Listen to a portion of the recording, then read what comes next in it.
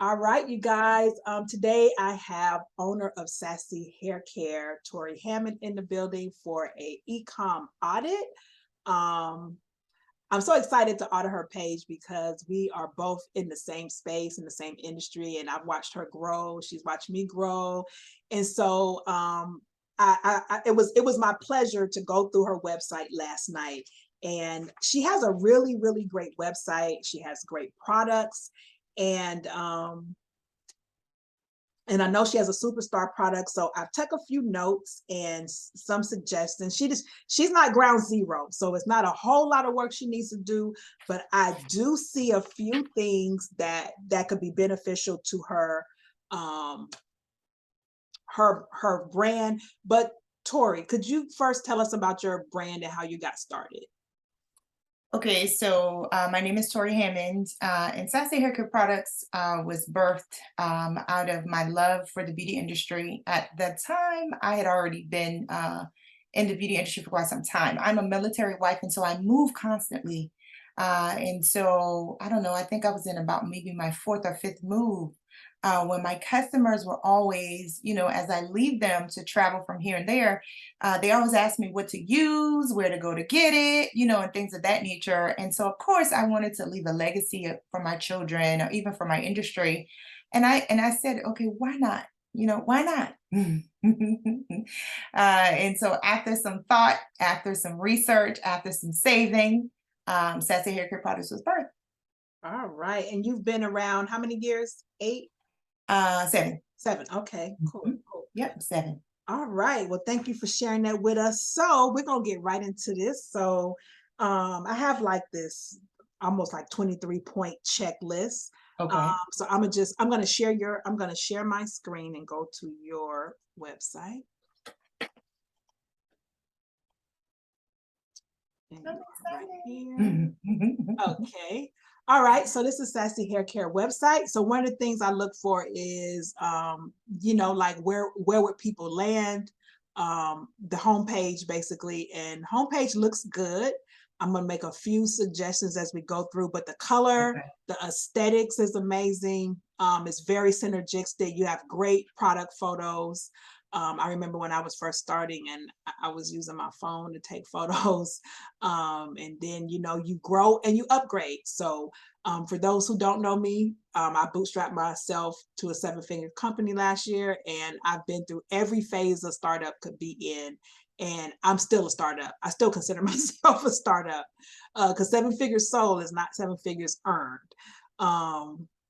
And so the aesthetics look really good. Your header looks good. It looks a little blank right here, but then as I sit here and it flashes back and forth, then I get it. And then let Okay. me just click that. Yeah, I get it. The page vibe is good. Your unique value proposition. Okay, so I see this tag up here, silk press with 0 damage. That could be considered one. I see your just be classy, experience the sassy difference. There's something else that you say.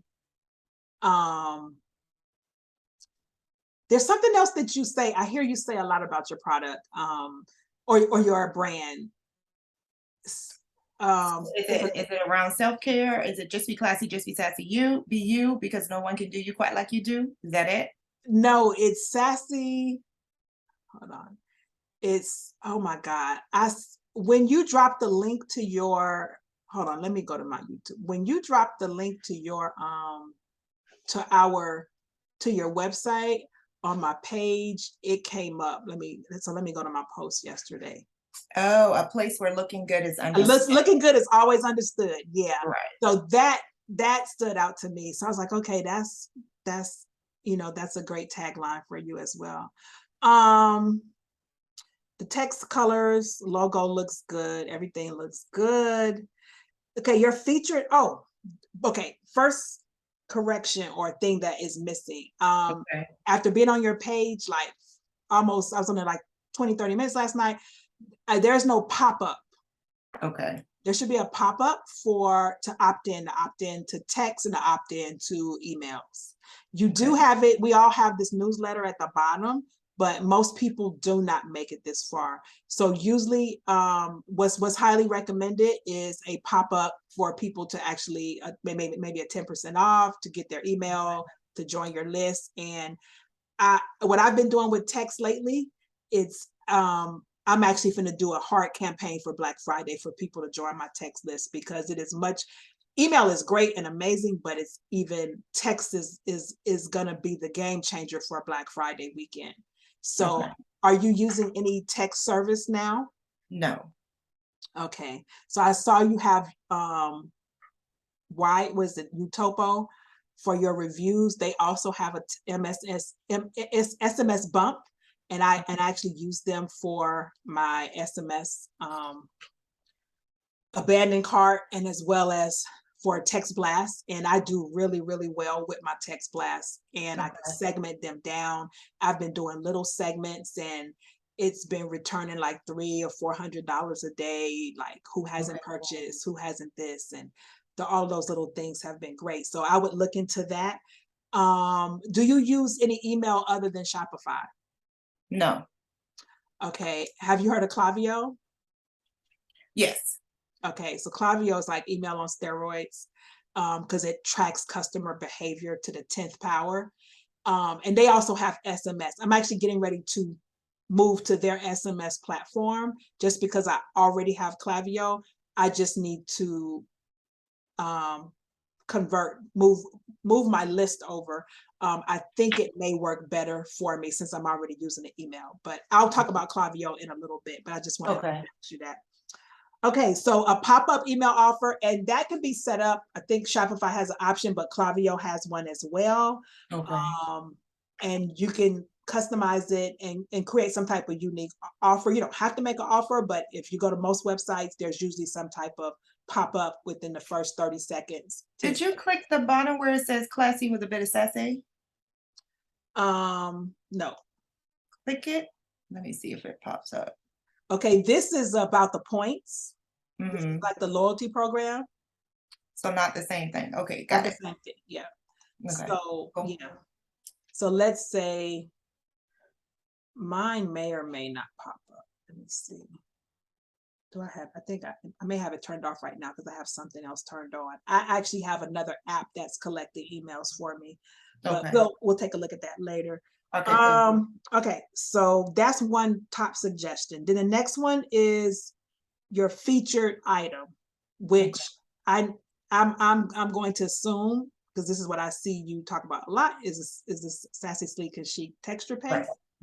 So that, if that's your top seller, I would move that up here above the reviews, because that's the first thing you want them to see when they hit your website from the app, whether they're on their phone or their desk. The reviews should go a lot like down here by your blog. Okay. Because they're going to be able to see reviews of that item right here, but it should be after your header should be your superstar product. Even this about us is not necessary right here, because there is an about us page, but right here would be the best, I feel like would be the best place for your featured product. Okay, and then move the reviews down, texture paste up. And then I was looking at your reviews. I use these reviews on my pro site, but I use an app called Loox, Loox, for my retail website. And I know you can get pictures on here, but what would be nice is to see some user generated content, like the customer using the product or holding the product, etc. Oh, I see what you mean. Yeah, that would be a great addition to the reviews. And I don't know, look, this should be able to capture it because my pros are sharing pictures. So I don't know if you've activated the option for them to share pictures, but user generated pictures help with engagement, and it gives people more of a visual of the person's hair. Okay, reviews. So yeah, move the reviews to the bottom. I don't see an IG feed. I see a link, but It's always recommended to have a social, like an IG feed on the bottom, down here somewhere. Okay. IG feed, okay. You have your collections, that's good. That's good. That looks good. The collections, you have great photos. I even saw you have a blog, so I checked that off. Let me just tap into the blog a little bit. I didn't go into it. Okay, great picture in the blog. But what I don't see, do you suffer from hair loss? So using products, okay. So what products, like for example, this happened. Revive Me oil treatment. So right here where it says Revive Me oil treatment, this should be hyperlinked. Okay. And it should click back to the Revive Me oil treatment. Okay, makes sense. So anytime you talk about a specific product or a specific thing, and it's related to your product, or a YouTube video, your YouTube video, or Instagram, reel, get and added in the text, because it makes it easy for them to click and be like, oh, this is the treatment, click, let me see the treatment. They don't have to go back up here and so let me go find it. Okay, so that's the blog, but it's great. You'd be surprised how many people, when you post a blog, do you also send out an email letting your audience know you have a new blog? No. Yeah, I try to do at least one a month, one a month. And I'm gonna just jump over to my page real quick. And I get great engagement. So that's system. When I post a blog, let me see. Yeah, so I get great engagement because I actually kind of plan my content around that. And so I'll use this same pic or photo or graphic to also post on my social media, new blog alert. I put a link in my tap link or my link tree, so that they can access it from Instagram instead of having to go to the website. They can hit the link to the blog and they still end up on the website. Because a lot of people want to read and hear more, especially when we're educating them about our brand and about our products. So this was the most recent one, and it did get a lot of views. And I even did a vlog on this topic and added the same photo on my YouTube channel. So what I do with this blog content, let's say for instance, this taming season, you have options. This becomes content that I can chop up into lots of bite-sized pieces for reels. Like here, I'm discussing the different techniques. So each technique can be a post. Here's the hyperlink for when I said general smoothing technique. It takes them over to a piece of content of that particular technique. Or it may take them to a product like the actual silkening treatment. Is this actually restorative cocktail? So I need to come in here and edit this blog and put links that takes them back to the silkening treatment. That's what it is. And etc. So even in this 911, I even have featured it to find a salon locator. This takes them to the salon locator. This treatment takes them to an Instagram of the treatment. So you want to load your blog with access to all of your other information. Okay, but you have great visuals for it. Looks really good. So that's the blog. Social proof. Now, I know, how many bottles of this texture paste have you sold? Jars? My God. We just started about not too long ago incorporating the reviews. Okay, I'm like, I know she should have hundreds of reviews. No, we just did that. Okay. Yeah, we just did that. Okay, got you. So I'm like, wait a minute, where is her reviews at? I know, girl, I know. Okay. All right, so I can check that off. Okay, the IG feed. Now, I don't see a feature. I have this app that lets people know like such and such just purchased from so-and-so, such and such just purchased. It's a great, like kind of another level of social proof that's on the website. Let me see. So that's when you click on the product. I think that's like a moving, I know what you're talking about Mhm. when you're actually shopping. Um, I know what you're talking about. Yeah, but you know what I mean. So it kind of adds another level of social proof, etc., to the you know, for the customer's buying experience. So it lets them know, Right. somebody else is actually buying the product. Now let's talk about this boom, just okay. Product listing. Yeah, I need to clean it up. Oh, so I have to log in to buy to The texture paste in bulk. oh, okay, I clicked the wrong. Yeah, that's just the texture paste in bulk. Oh, But no, not as a gotcha. Okay, yeah. so let me just go here. All right, so this is the listing for Cherish Me Silkening Serum. Mhm. I would highly recommend. Have you used tabs before, or are you familiar with tabs? I might be after you start talking about it, Okay, so but let as me you just say go here. tabs, it's not popping up for me. Okay, so this is tabs. So I have description of the product. I have the usage, which is instructions, and this is ingredients. Okay. And so it's they have a free version or a low cost version, but it basically simplifies the description area, so all these things don't run all the way down a page. So a Okay. customer could come here and quickly find the information that they are looking for. Let's say, for instance, my And that's an app? yes, I will send you these apps. But if you search tabs, so like this is actually out of stock, but I still have the description tabs. My silk press bundle was out of stock, so normally it actually I even have instructions on my tabs for. Let me go to a product that I know has it right here. I have it set up right.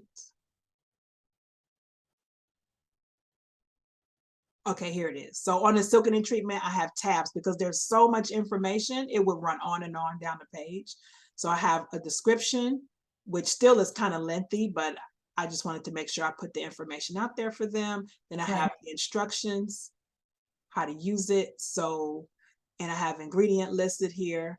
And then over here, I have the maintenance, the products that I think they should use. And I popped a video in there too to make Wow, it okay. as simple as possible. And I've even set up a what they call on Clavio a flow. It's a post-purchase email that to save money on paper. Whenever someone orders this, um, within within 3 days, it Oh, sends those are them the instructions. the instructions, That's and I cool. tell them to save this email so that they can go back and see the instructions. And then I also send them like a follow-up email after that. But because I was like, do I want to put the instructions? That's a lot of paper, trying to, I do, and it becomes redundant after a while, especially when people reorder, they get the same instructions. right, right. So part of me wants to have this pretty paper in there, but then I'm like, okay, um, are we trying to save the trees or not? But I do want to put a version in there, but for now, I have it on here, and they've been actually doing pretty good. This so that's what I want to show you. So look at tabs. I'll actually go into my list of apps when I finish Okay. and point them out. And so the ingredients, the product listing, a little bit more description on the product listing, Mhm. how much to use and things of that nature. And then I don't see any FAQ that people may have about the products. Okay. So um, maybe a FAQ page you can add, and it can still it can be at the footer to where if they just had frequently asked questions about the product.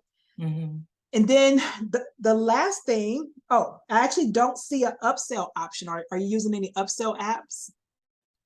So let's say if I go to add this silkening serum to my cart, well, ultimately you'd like to sell this whole bundle. Um, Right. so there's nothing that asks me, or offers me to upgrade to this particular package. So Right. upsell apps work really good.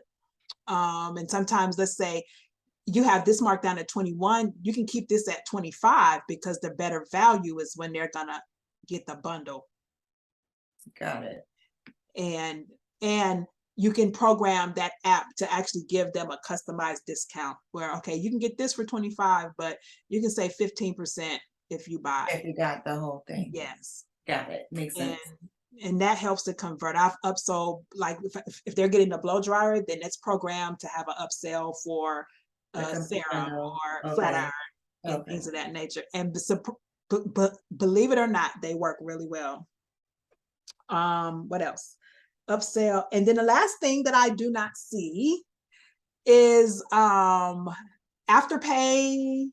Sezzle, or ForPay option.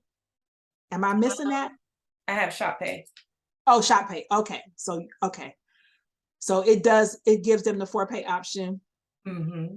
Oh, okay. All right. So other than that, those are not major, like you've been going for a while. Oh, okay. So this is the other side of it. Okay. Now, Oh, you see the Insta Sase? It's a page, but I know you said it needs to be on the front. okay. So yeah, you can put it in I have mine in a feed to the bottom of the home page. And I just found this app for YouTube because I want my YouTube views up. So here is blog. I love your reviews with the pictures. That's dope. Yeah, this is Luke's. Luke's. Yeah. And you can set which pictures you want. Right. To be on the homepage. And I have a lot. I have a ton for this product. That's pretty cool. Yeah, so click here, show more reviews, and it's just tons, like over 630 reviews. So, and videos. I was sleeping on the reviews. Yeah, and videos. So, yeah, do not sleep on the reviews, because then I go back and make in Canva, I have a template where I just go back and copy and paste the review for the product name, and that becomes a piece of content. Then there's my blog posts. And this is the YouTube feed. So I have the YouTube videos on here now. And this is my Instagram feed to the bottom. Okay. I wonder, because on Shopify, you use a face. Every face doesn't give you that option. And so I'm wondering if that may be why I have the page and not the actual content on the front page. I have to take a look at it. Okay, and then what else? So here's my rewards. You were showing me your rewards earlier. So I have a button down here, but they can actually manage their account through there, all that good stuff. Okay. What I normally have, it's not on right now. I don't see it. It expired on the 22nd. That's why we don't see it. So here's my FAQ. So they can go in here and find shipping, purchase, just tons of questions that come up. And as the questions come up, me and my team save them. And we're like, that's a good FAQ. We actually flag it. So I use the app. I'm going to go into my apps. I use a help desk app that also has this FAQ is all built into one. So if I'm not monitoring my emails, somebody from my team is. And so let me stop sharing for a second. But great, like you have some great stuff going on, just some few things that I would pay attention to detail with. So let me go over here. Oh, another thing that happened that I did not see is,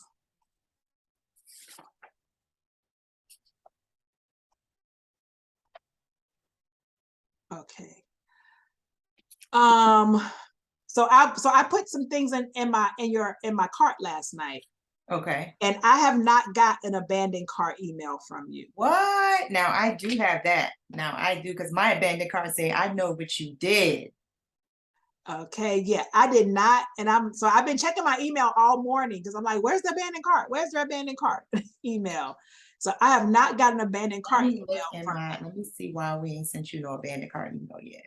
Okay, you do that and then I'll look into my Shopify, Okay. where we are with you. Okay. Mhm. So I'm like, okay, girl, you got to be retargeting me. You can't leave me hanging like that.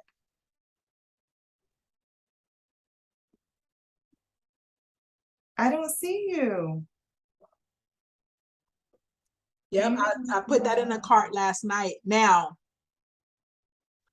you only use Shopify. If you use Klaviyo, Klaviyo will really tracks every single move that is made, whether you collect the email or not. Okay.